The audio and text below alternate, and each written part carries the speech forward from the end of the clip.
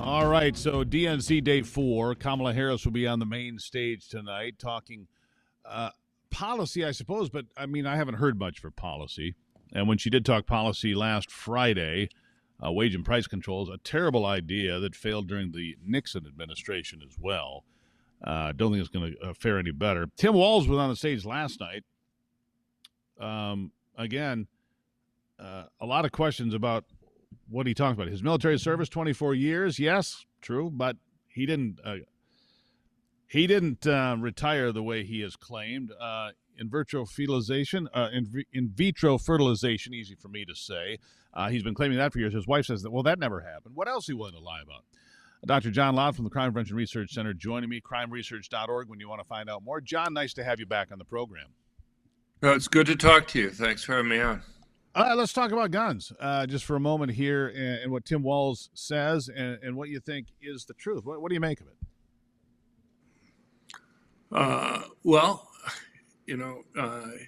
He wants to go and claim things like he carried weapons of war when he was in war, which isn't true. But look, I mean, he has a whole list of gun control things that he puts out there. An assault weapons ban, red flag laws, background checks on the private transfers of guns that he makes arguments for that are just wrong. I mean, the guy, both Kamala Harris and he are probably at least or worse than Biden in terms of gun control laws. Yeah, he makes these claims. And what's strange to me, though, is his inability, his strange relationship with the truth. I mean, he didn't carry any guns into war. He was in Italy. He didn't go to war. He left saying, well, I didn't know we were going. Everybody knew they were going. I mean, everybody in his unit says the same thing. His military service, he was not a command sergeant major. He was briefly there, but he never earned the position. It was a provisional promotion, but you had work to do, things you had to do to qualify for command sergeant major. He never did those things. So even to claim now that he reached the rank of command sergeant major is just simply not factual. And anybody that serves in the military knows that that's not factual. So if he's willing to tell, falsehoods about those things, what else is he willing to lie about? That's the question people are wondering, right? Yes, it's Biden also had a strange relationship with the truth on his personal history. And yet the media this time around seems to have ignored it. When he ran in 2020 and looked like he was running again now. I mean, God only knows how many false claims that he's made about his history. So, it kind of depends on who's making up the false claims, whether the media is interested or not. Well, he's in exile now. I think that's. I don't know if there's another term for it. He is in exile now. I mean, He did his little deal. And here's something else I don't understand, John. Just from a political point of view, the biggest rock star the Democrats have, without question, is Barack Obama and Michelle Obama right there with him. Right? Why would you bring them in on Tuesday? Why wouldn't they be there today? Should they be here? I mean, if you're going to pass the torch, obviously Biden's been sent into exile in California, wherever he is now. Why wouldn't you have Barack and Michelle Obama on tonight? And get that viewership and that excitement, and it just seems like another misstep to me.